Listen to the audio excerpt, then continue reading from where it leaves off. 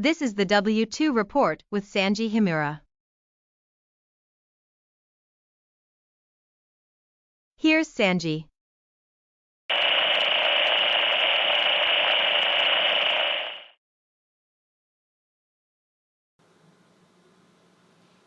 Hello everyone and welcome to another exciting episode of the W2 Report. I'm your host Sanji Himura. Today we have a massive Omnibus episode waiting for you to throw people under the bus. But before we do, let's go over the ground rules of Lord Crocosquirrel as always. Rule number 1, beat out the dick. Rule number 2, please refer to rule number 1. Not doing so could create issues in the forms of, well, I don't know, getting kicked out of chat, being completely disavowed, which we should probably do anyway, and so on and so forth. We don't know who you are, but if you hate somebody enough, please don't cite us. If you're going to go turn them inside out, don't cite us.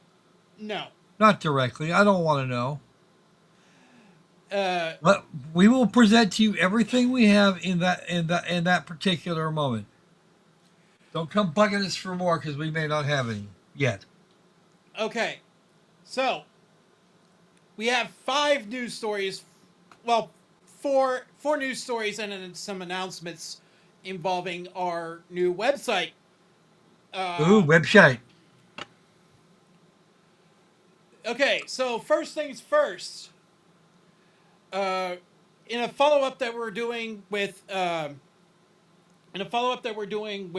SSR Wives, Joseph German,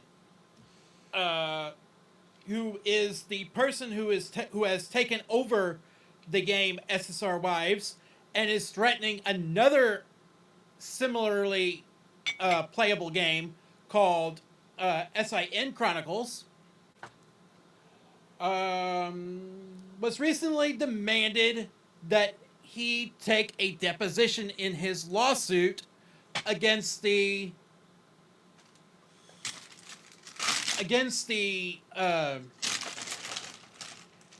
developers of SSR Wives. Can anybody care to share? Can anybody tell me what the result of that deposition actually was?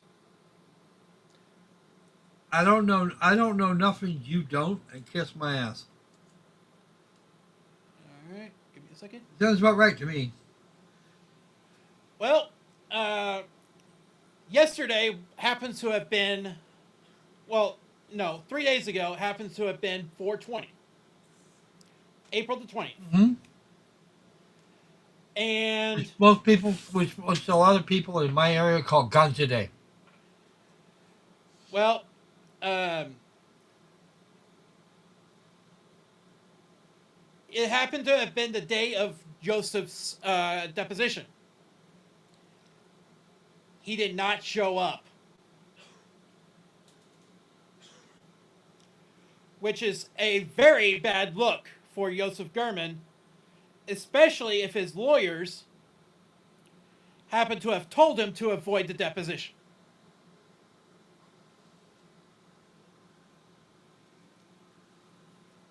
Now,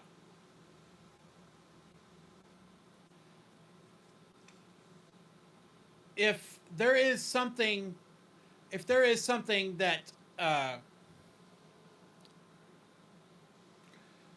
really irks a judge, is not appearing at your deposition. Oh, so Joseph said fuck you to the legal system, and he's hoping he's going to give him $50 billion. Well, that is not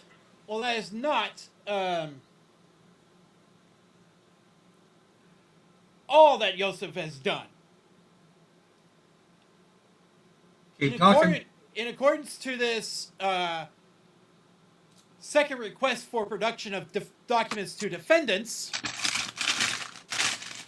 we happen to have gotten a little backward slap in the face. Ooh, did somebody actually physically backhand that guy? No. And if not, why not? But what had happened is, pursuant to Florida Rules of Civil Procedure 1.3.1.350 and other applicable law, Yosef's AI company, XYZ AI Inc., happens to have requested documents of some descript.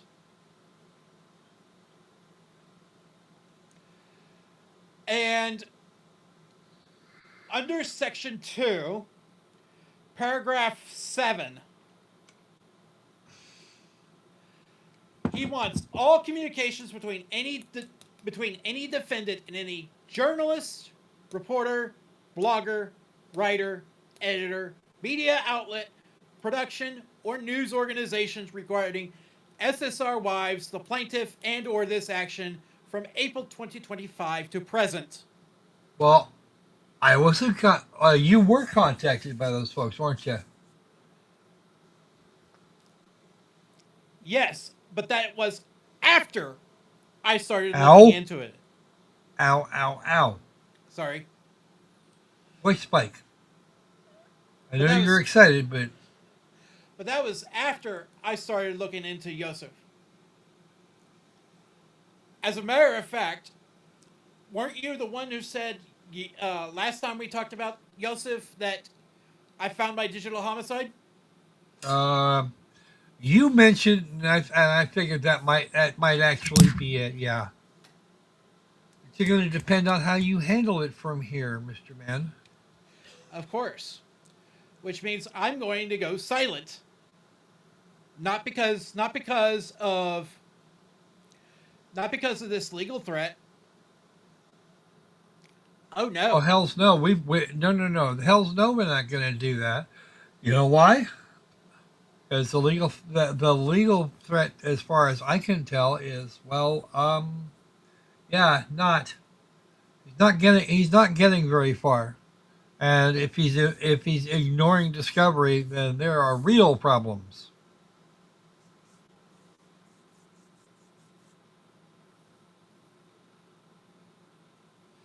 Now, he also wants all posts, messages, or content, blah, blah, blah, blah.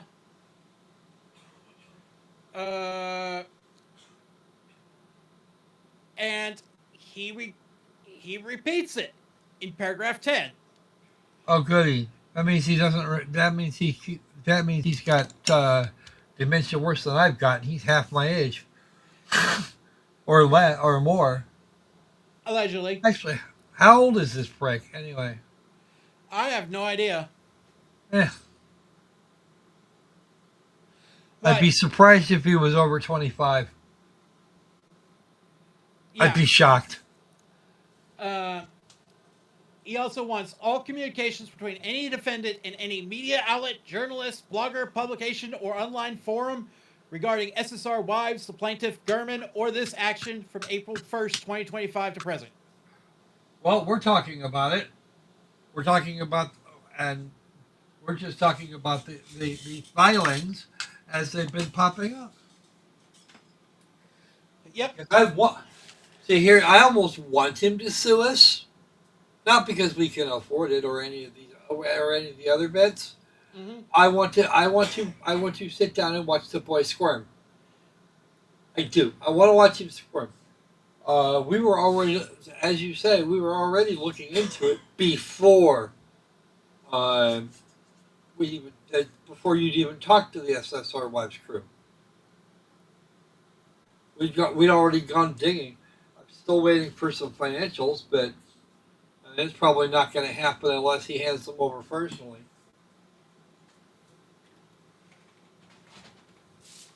But as soon as a reasonable set of ledgers and such happen to be released as part of discovery, I got an accountant here that will be more than happy to go through all the shit.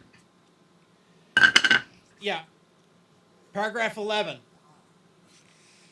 He wants all communications between any defendant and any user, fan, or member of the public regarding SSR Wives, the plaintiff, Gurman, or this action from April 1st, 2025 to the present.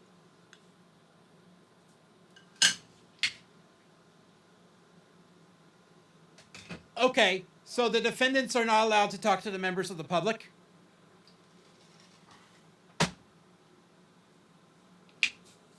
Is that what I'm hearing? That's exactly what you're hearing. Or at least that's the way I'm interpreting this. Also note that we have the small issue of, you know, um, There is no oh, gag order? yeah, no gag order. And if you want them to shut up talking about it, you need one, or you need their lawyer to tell them. You need their lawyer to tell them to shut the fuck up. What they're probably not doing is talking about Yosef in and of himself. Oh, that reminds me. Is it the company that's filing, or Yosef himself? He's filing through the company. At least he's smarter than James Romine in that sense. I agree. Could be that he actually learned something from that pile of excretions.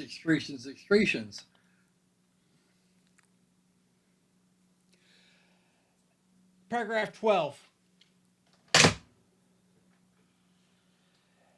He wants all communications between any defendant regarding contacting any media outlet, journalist, or publication regarding SSR Wives, the plaintiff, Gurman, or this action from April 1st to the present. That sounds about right. See, and here's the problem. He is actually somewhat making the same sort of mistake that James R. did, Mm-hmm. and that he's put this thing together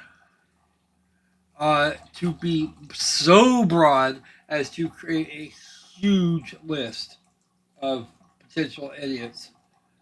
Um, because quite frankly, all you need is a cell phone Well, to become a journalist in something resembling your own right.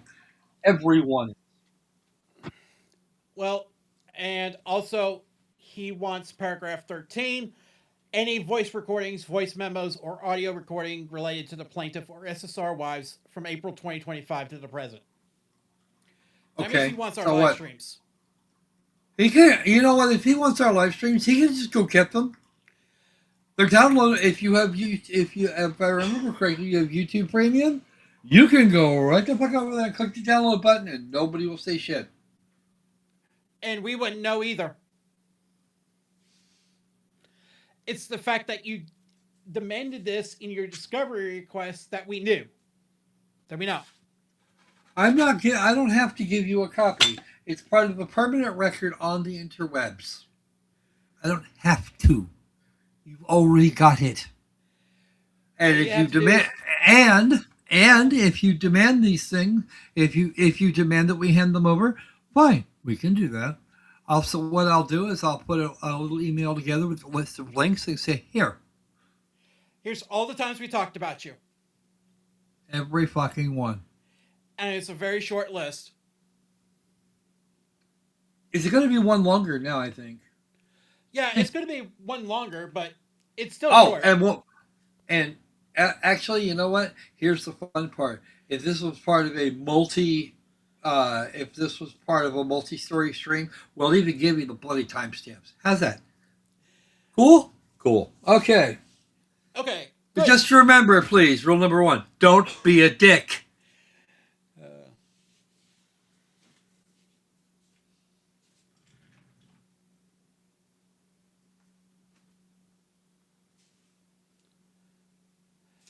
Oh, and it gets even better. How's that?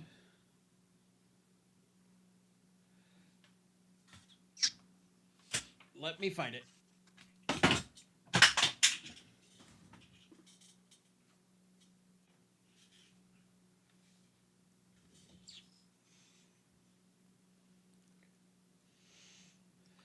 Here it is. Paragraph 40 through 42. He wants all documents reflecting the location of any SIN Chronicles source code, object code, assets, builds, repositories, backups, or archives. You can get bent because he isn't entitled to the code unless he can prove that they're functionally similar enough. That's an entire issue in and of itself. He has to prove that. 41. He wants all Unity project files for SIN Chronicles, including but not limited to scenes, scripts, assets, prefabs, project settings, and build files. If I was the people making Sin, which I assume are the earlier whatchamafuckers, the ones that made SSR Wives, or at least some of them, then he's gonna have to ask for specific files, and if he's and their critter, their lawyer, should absolutely put the kibosh on that. Because if you give it to him, he may have a way to just finish it up and release it himself. That's a problem. Mm-hmm. That is discovery that would give him a competitive edge and allow everybody else to steal it before these poor guys can even street the damn thing. So yeah, no, they need to tell him to fuck off on that one. Yeah.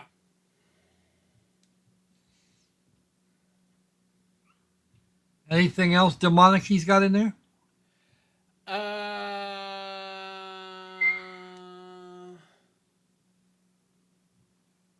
Here it is. 44.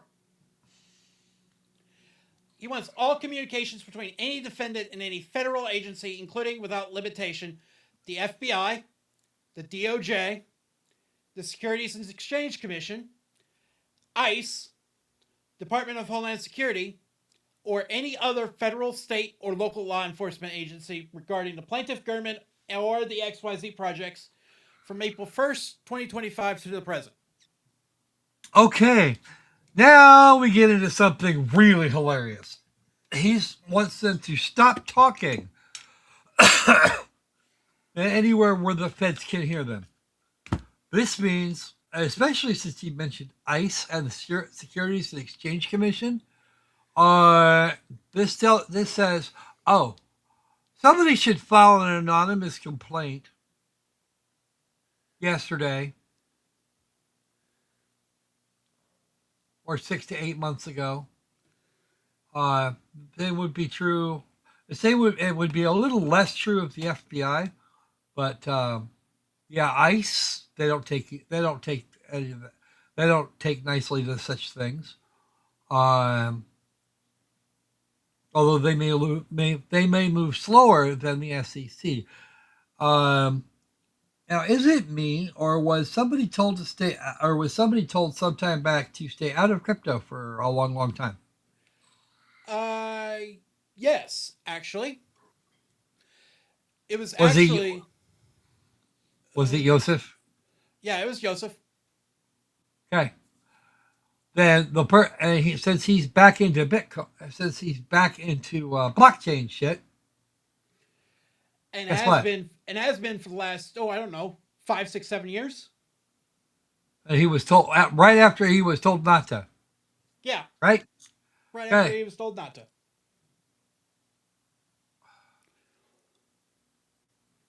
Guess what? I know what I would do if I was me, and I read that shit in the filings. I would go straight to the SEC's. God, how do they do that? Anyway, and fill out the report form. Mm-hmm. And in this case, that would be. Some people would think of that as a Richard relocation. I disagree. And in fact, rule number one does not apply in this case. Why? Because he's actually doing something, or he's actually doing something illegal and in violation of court order. Excuse me, it's illegal by means of A court order. a court order. He has a court. And There's a court order banning him from doing this. He's making money doing this, no less. He needs this. This needs to be. This needs to be a non-issue now, and it will be up to the viewers to make it so. 45. He wants all documents reflecting any report, complaint, referral, or tip filed by any defendant with any of the above described agencies. Yay! Because they have to get that. They have to get that from the individual agencies, and the individual agencies aren't, generally speaking, aren't allowed to do that. And even if they do, they're going to redact. Heavily. Not necessarily heavily, because if it's all factual, they won't have to. Their names and their names, email addresses, that sort of shit will be poofed, but they'll have them. You'd have to have a freedom of information request to get that shit anyway. It's the only real way to ask for it, and that could take years, depending on how far down the totem pole you are. Okay, 46. There's only 2 paragraphs left, so I'm just gonna read them both. All communications between any defendant regarding the filing of any tip, report, referral, or complaint with the above described agencies regarding any employee, contractor, or agent of the plaintiff from April 1st, 2025 to the present. Right. 47. All communications between Dickerman and any employee, officer, or agent of Rhine AI. That's awfully specific there, Squirrel. Yeah, no, that's actually very. Wow. He's expecting. There's something he wants to. There's something he wants here. He's fishing, and I'm not sure. I like that thought. Well, I kind of asked AI on what they thought about this document, and they thought it was a pile of horseshit. Okay. First off, a large language model can say, "Oh no, this doesn't work," but you know what it's not gonna do? It's not going to. It cannot give you legal conclusions. Right. And you people need to figure that out. We're going to get into a story of some folks that did exactly that much to their ruin. Well, let's go in since that's the perfect segue. Let's go into Subnautica 2. Yes. Subnautica 2's publisher CEO used ChatGPT in a failed bid to avoid paying $250 million bonus to its own studio head, court hears. See, this is a lovely little story to back up the previous one, because if you're going after, or at least Sanji's actions and associated with that, if you're going to go after somebody, don't use ChatGPT. Don't use any so-called AI. Well, if you really want something, do what James Romine did. Go to the fucking law library and try and not get killed. Well, at least James Romine has the balls to publicly confront his detractors. This guy did not. The CEO of Krafton, he had no idea what the hell he was letting himself in for. Okay, so court orders Krafton CEO to reinstate Unknown World's leadership after they were ousted using an AI-generated plan. This comes courtesy of The Guardian. A South Korean gaming publisher who hatched a plan using ChatGPT to remove the heads of one of its own game studios in a bid to avoid paying $250 million has been ordered by a U.S. court to reverse the removal. The dispute stems from South Korean game developers Krafton's acquisition of Unknown Worlds Entertainment, the makers of the Subnautica video game, for $500 million in 2021. Oh, by the way, we will go over the ruling shortly. Krafton agreed the studio would remain independent and its leadership will retain operational control and could only be fired for cause, according to the ruling by Vice Chancellor Lori Will of the Court of Chancery in Delaware. If Unknown Worlds met certain targets, Krafton would pay the studio what is known as an earnout worth up to $250 million. Yup. They had it ready to go more than on time. They were ready to go to early access in August, and then they fired it, and then they fired it and pushed it back to sometime in 2026. It was ready. It was ready for early access, and that's all they had to have. Mm-hmm. As the studio was last year ramping up to release Subnautica 2, internal projections showed it would trigger the earnout according to the ruling. Krafton's chief executive, Shanghai Kim, who should have been fired yesterday, believed it was a bad deal and felt taken advantage of, according to the ruling. Well, you know what? You went over it. Your lawyer went over it. I failed to see I failed to see the problem with it. If the lawyer said it was okay, then the lawyer said then it's legally they're right. So guess what, bitch? Get bent. Kim was warned by his legal department that the earnout would still need to be paid even if there was a dismissal with cause of the Unknown Worlds leadership, the co-founders Charlie Cleveland and Max McGuire, and chief executive Ted Gill. He was also warned it would expose Krafton to lawsuit and reputational risk. Kim then turned to ChatGPT for help. GPT for help. Now stop for a second here. Stop for a second here. If your lawyer says don't do that shit, don't do that shit. Seriously, if you've got a contract that you're dealing with, stop right there. Do not pass go. Do not try and collect $200 or a GPT chat or ChatGPT conversation, because ChatGPT isn't going to be able to find its way around. Isn't going to be able to find its way around what your lawyer already knows. Well, I'm going to have to put out $250 million. Then I've been taken advantage of. Then you should have read the fine print more carefully. You signed it. That says you're okay with it. Your lawyers didn't stop you signing it. That means the lawyers thought that that the contract read correctly. Just because you don't want to put that money out doesn't mean that that means absolutely nothing to anyone, including you. Never go full chat GPT. Ever. No. Stop. Bad kitty. Bad. ChatGPT initially responded that the earnout would be difficult to cancel, but later, at ChatGPT's suggestion, Kim formed an internal task force dubbed Project X. The task force mandate was either to negotiate a deal on the earnout or execute a takeover of Unknown Worlds, Will stated. They looked to buy time. It outlined specific actions, including a communication strategy focused on fan trust, securing publishing rights over Subnautica 2, and preparing a systematic material of legal defense.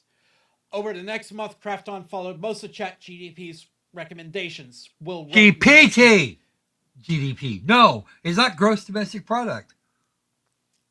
Well, I don't care at this point. Will wrote in her opinion. Unable to get the leadership to renegotiate the earnout, Krafton removed them. Allegedly, they deceived the company about the diminishing amount of times they were spending at the studio, a claim the judge rejected. Will ordered operational control to be returned to Gill, the CEO of the studio. She also extended the period in which the earnout criteria could be met.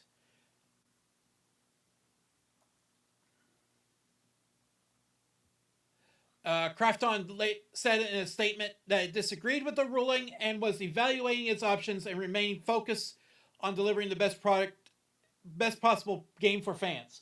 The company said it was working tirelessly to strengthen the Subnautica sequel and preparing it for early access release. You should have fired Kim yesterday. Hey, careful.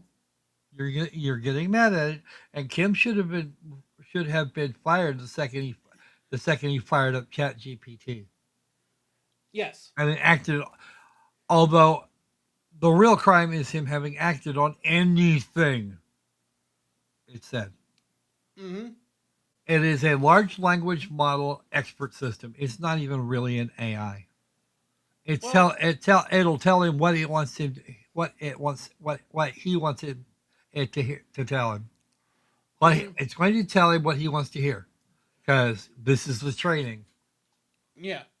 Well, let's actually read the judge's ruling. Okay. Actually, it's 92 pages of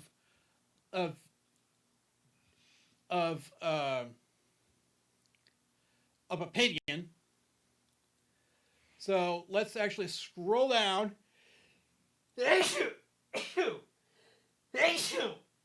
Excuse me.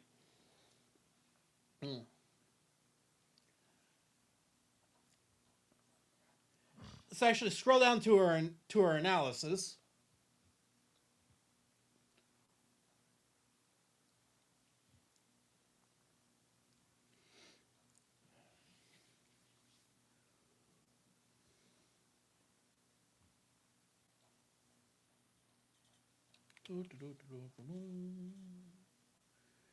Let's actually do this.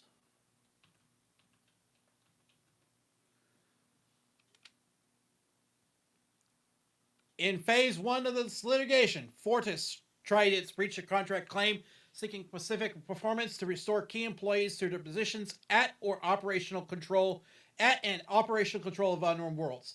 To prevail on this claim, Fortis must prove the existence of a contract, the breach of an obligation imposed by that contract, and resilient damage. It bears the burden of proving these elements by a preponderance of the evidence. Krafton, in turn, bears the burden of proving by a preponderance of the evidence that its terminations were for cause or that it was otherwise justified in assuming operational control. I find in Fortis' favor. The key employees were not terminated for cause as defined in the EPA and thus retained operational control of Unknown Worlds.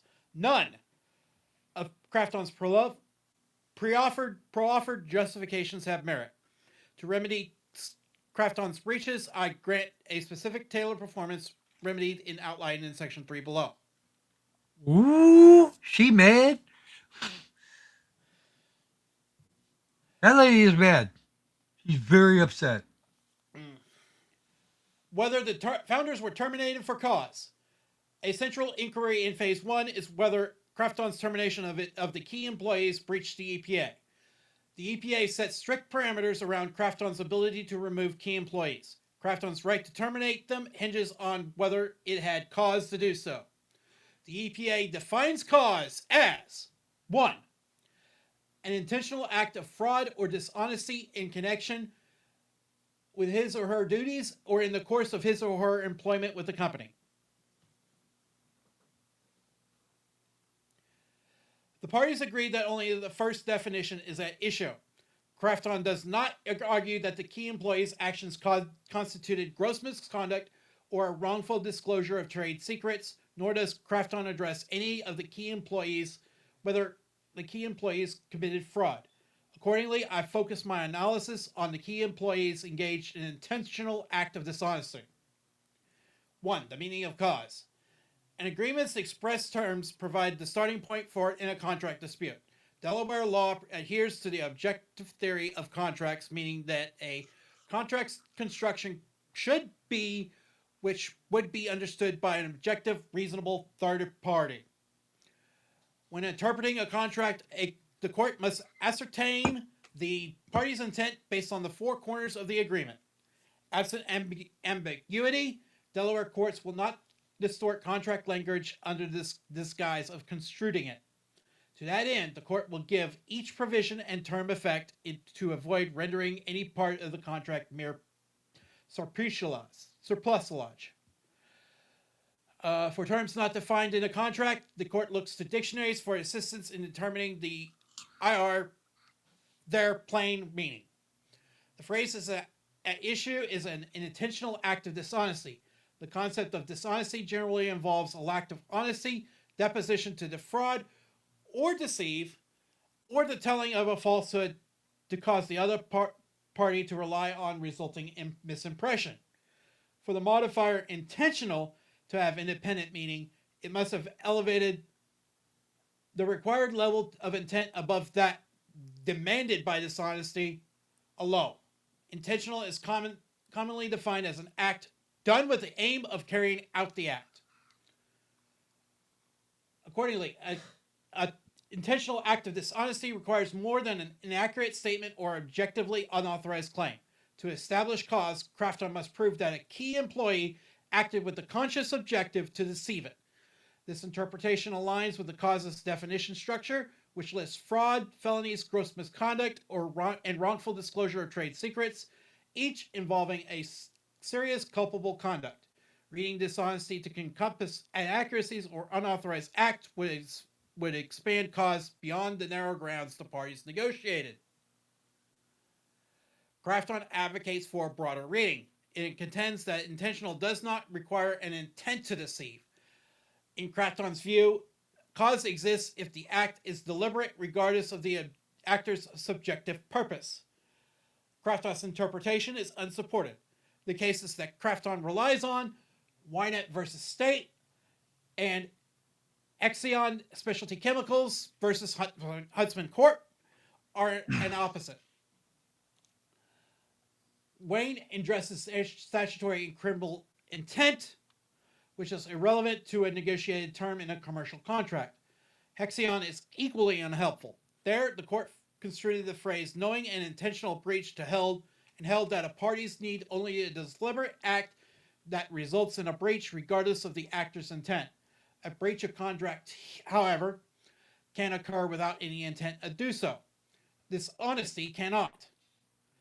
Because dishonesty inherently requires a deceptive state of mind, an intentional act of dishonesty means the deception itself must be the actor's specific aim.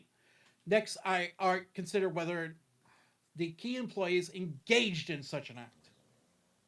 As far as anybody knows, no, they didn't, because Krafton didn't. Krafton was told up front what the other two were doing, while the business department stayed right put.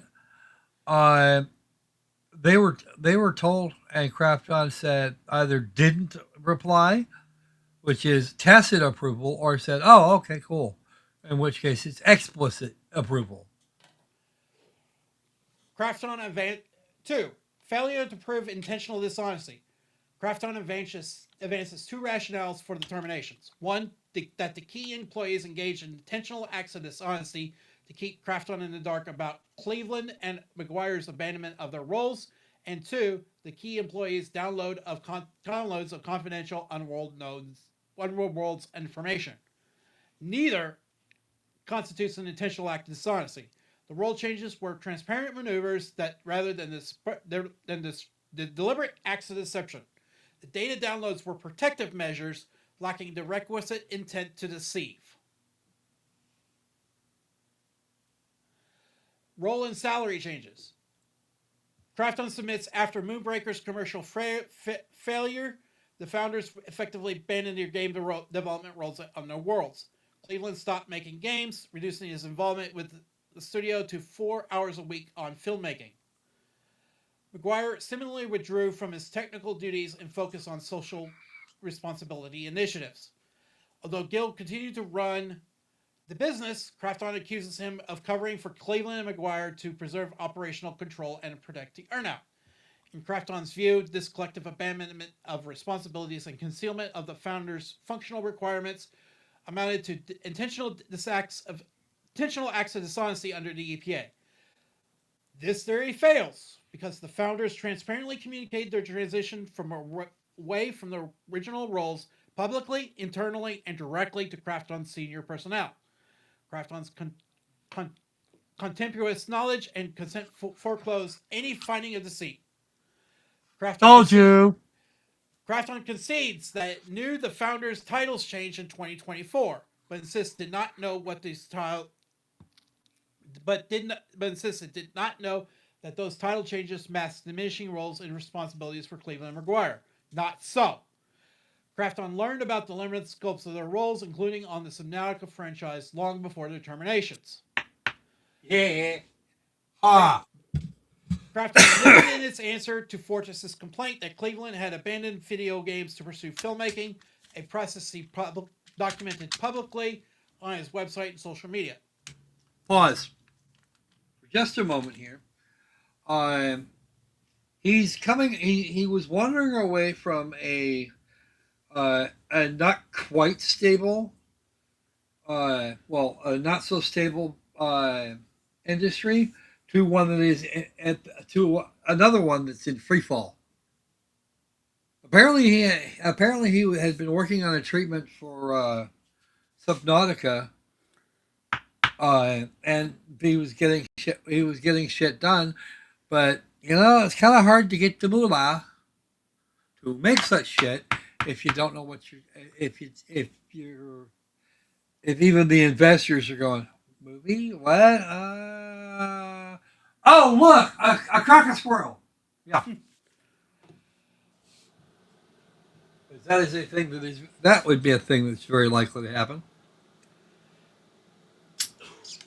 Indeed, Cleveland was open with the world about this pivot from video games to filmmaking.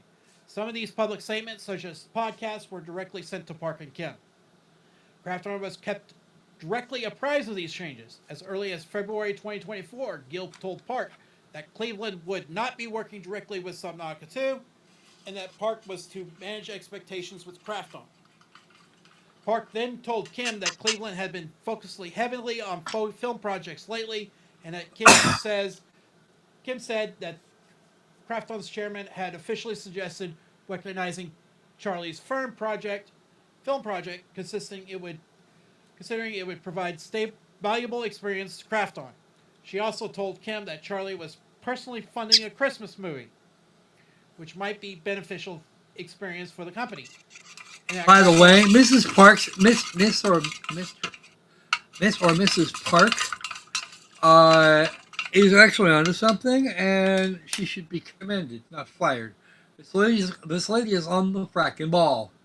She knows where the ball is. She knows who's hiding it, and she knows exactly what she needs to do to keep everything moving. I like her. I like her a lot. In March 2025, Park expressed similar excitement about Cleveland's other projects, saying that the zombie film he was writing had potential to be a great film or even a game. Cleveland discusses other projects at length with Kim. McGuire's shift was far less public, but it too was known to Krafton. Krafton highlights as deceitful a July 2024 Slack message where Gil told Park that McGuire would step down from management to focus purely on tech and R&D. Whatever Gil's initial framing, the record shows that Krafton understood McGuire had transitioned towards social impact work. In December 2024, for example, Olivier emailed a group, including Gil and Park, about collaborating on social responsibility initiatives. The meeting would... Oh, no. Don't do that. Never go full Macintosh. Seriously. Mm-hmm. It's the specter of John McIntosh again. Don't do that. The meeting would address ways Krafton can support Max's new projects, studying the impact of our games on individuals and societies, as well as exploring how games can be leveraged to address social challenges and issues. As for Gil, no cover-up was executed. Krafton points to his July 2024 Slack message to Park that nothing is changing and providing false assurances. Read in context, Gil was simply explaining how the new titles formed a transition that had happened months prior. He clarified that Charlie wasn't doing anything on the studio operations side at all. Park understood, replying that there's not really much change, but simply about the title changes were more clearly represent the actual roles. Gil Can I say? Let me get another word in here. Research and design doesn't necessarily mean you have to be at the office. And since R&D was part of his new title, he can be doing exactly that from home or from anywhere else. He's he. I don't. It sounds to me like he wasn't even really logging hours at that point. So, what the hell are they bitching about?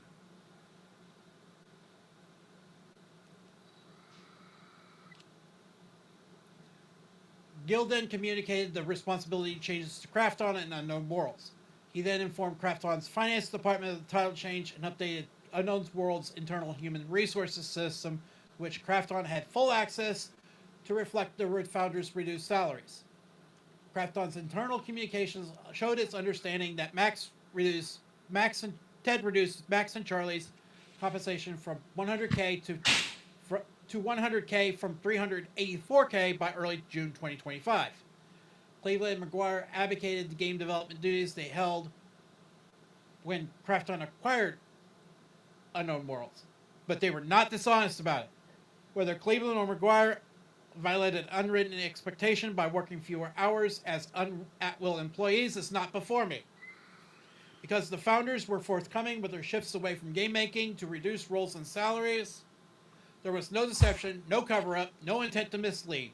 The role changes And do they not and constitute cause. see this. Here's the thing. They also since they also cut their salaries down, which is I expect what I had expected those guys to do given the circumstances. Like I said, not even logging all that many hours. So It yeah, actually saved Krafton well, money. yeah.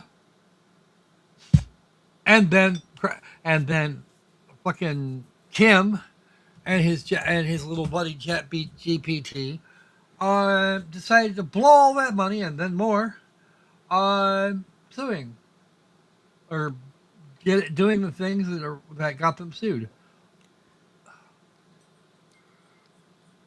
I mean, am I the only one that doesn't think this is dumb?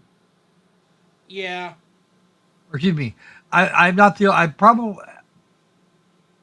I think he's been stupid, yeah, very stupid.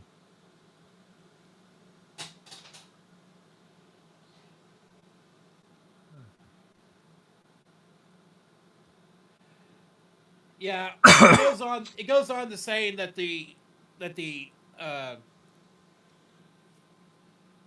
downloads of the source code, the game files, and internal communications not uh, were not for a cause. Mm-hmm. Uh, but still, the right result was had. Depends on who you are and what you think of as right.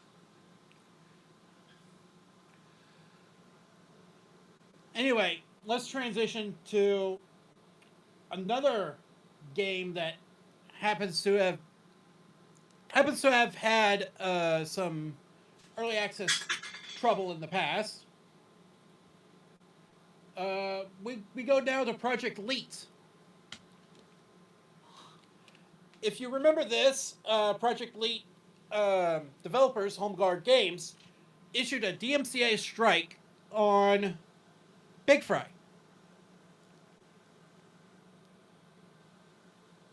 All for exposing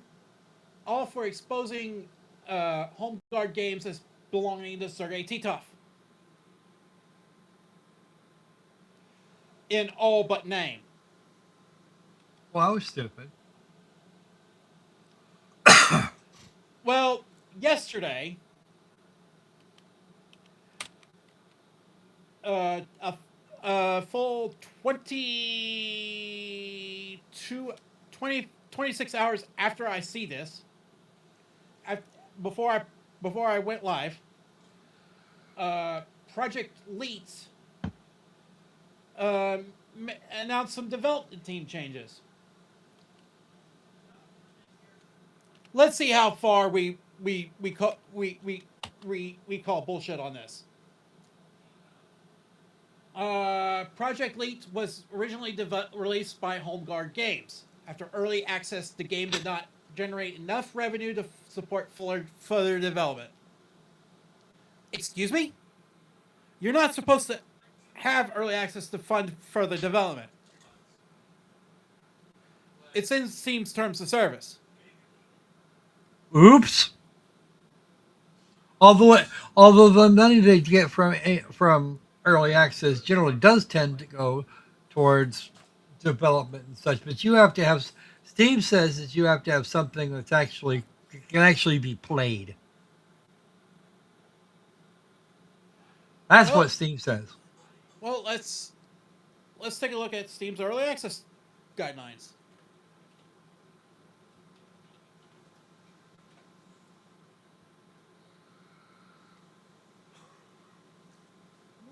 What do you want? Has she been outside recently? Okay. Early access guidelines. Steam Early Access allows you to sell your game on Steam while it's still being developed, provides context to consumers that a project should be considered unfinished. Early access is a place for games that are in a playable alpha or beta state, are worth the current value of the playable build, and that you continue to plan for development for release. Releasing a game in early access sets the context for prospective customers and provides them with information about your plans and goals before a final release. What early access is not. You should not use early access to solely fund development. If you're counting on selling a specific number of units to complete your game, then you need to think carefully about what it would mean for you and your team if you do not sell that many units. Are you willing to continue developing the game without any sales? Are you willing to seek other forms of investment? Early access is not a pre-purchase. Early access is not meant to be a form of pre-purchase, but a tool to get your game in front of Steam users and gather feedback while finishing your game. Early access titles must deliver a playable game or usable software to the consumer at the time of purchase, while the pre-purchase games are delivered at a future date. Okay, so, yeah, that sounds about right.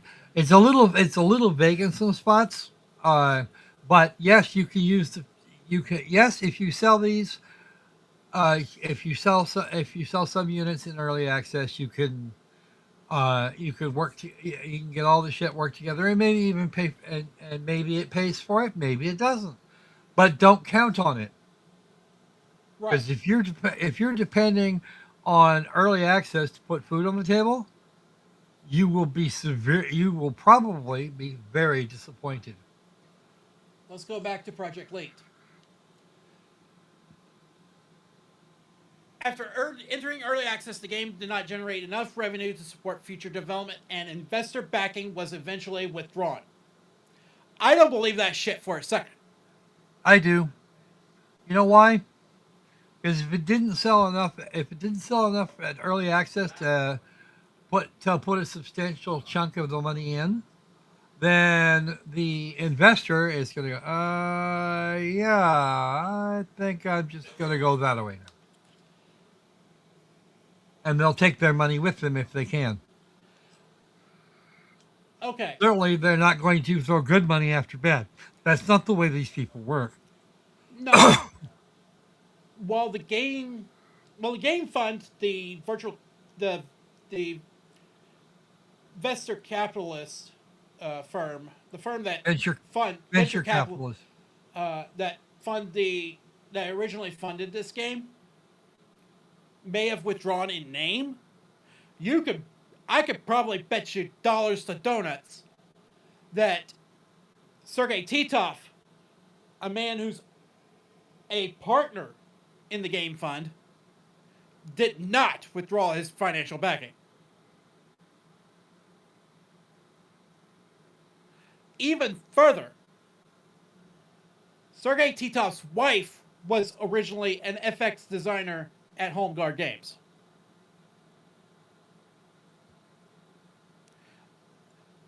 According to screenshots that I have of the LinkedIn.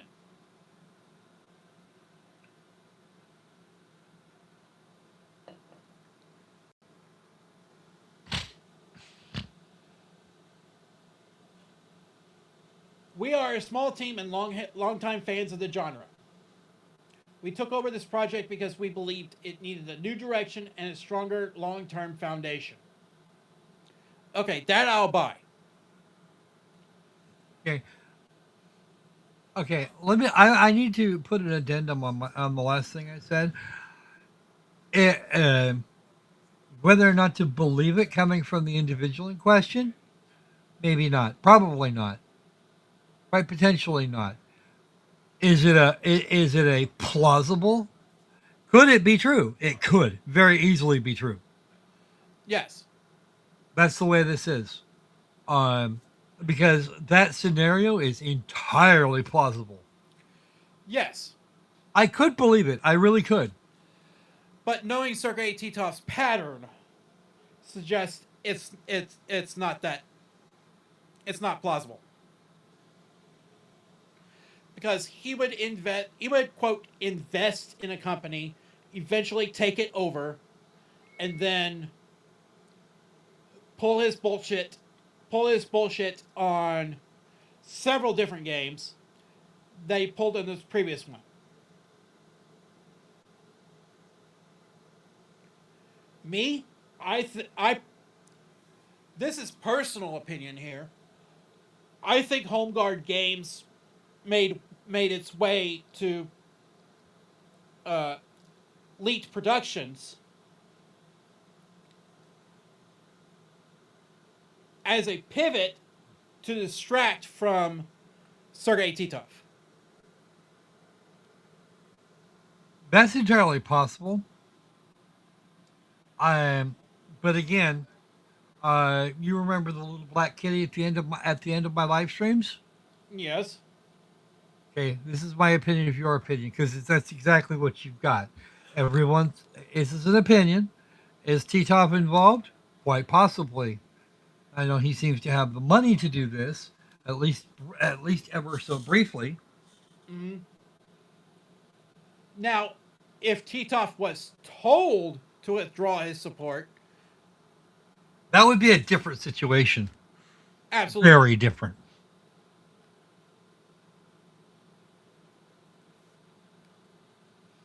Over the past year, we negotiated to take over the project and continue development ourselves.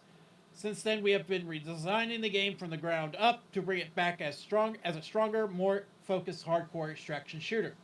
The game is no longer designed around short, isolated match sessions. Instead, we are building a large, persistent, overworld extraction shooter. So they just basically bought the IP. Yeah. The way I'm seeing it. That's what it looks like to me too. SSR Wives. Yes, that was actually, as far as I can tell, they just purchased that wholesale, which is fine. I don't care. That's on them. But there is a problem. There is a problem with all of this. According to the website Nicholas Notes, Leet Production existed for 12 years from 2012 to 2024. Uh-huh. They have been not mentioned for 2 years. 3, actually.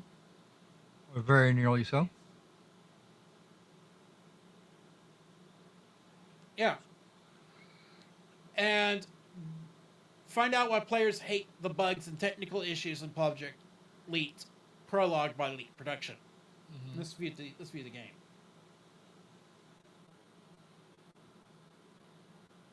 View it on Steam.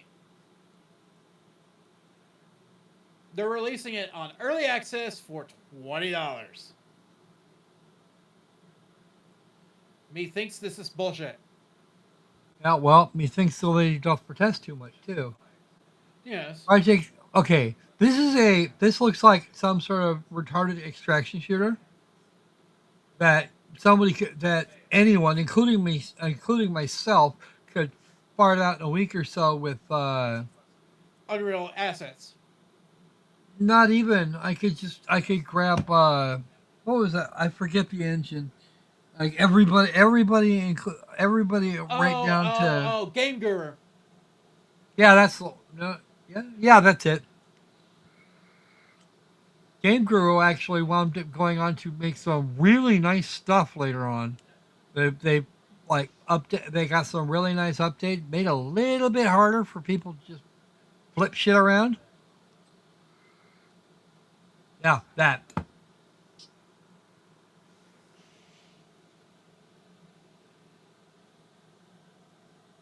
Yeah. Well, nothing has come of it yet. There is one little detail that I want to bring up. Ooh, you bring up details. We like that thought. Get Uh, it. it was released July 25th, 2024, into early access. Okay. So it's actually so we could actually go Project Lead. That means we could go grab a copy and find out what the hell their trip is. How much do they want for it? $20. Block me. It looks like that. No, it's not worth it. No wonder they were not. No wonder they weren't happy. Mm-hmm. Holy cow! Now, before we close today, we do want to mention that we have a website. Yes, we were going to talk about that. We're expanding the website's coverage to include game reviews, first impressions, and more from our team here at the W2 Report. Just so you got this fixed in your little brain, first impressions are the early access of game reviewing.